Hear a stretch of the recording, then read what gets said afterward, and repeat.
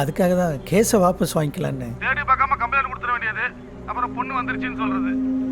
இந்த ஸ்டேஷன்ல வந்து பொண்ணு கிடைச்சிச்சு எழுதி கொடுங்க. சரி, ஓகே சார்.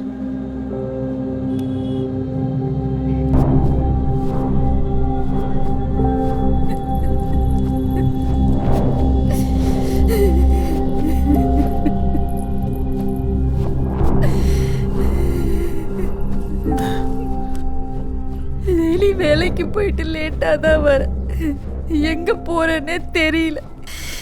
இன்னைக்கு நீ எங்கே போனன்னு உனக்கே தெரியல. இதை யாருக்கிட்ட போய் சொல்லு கடவுளே.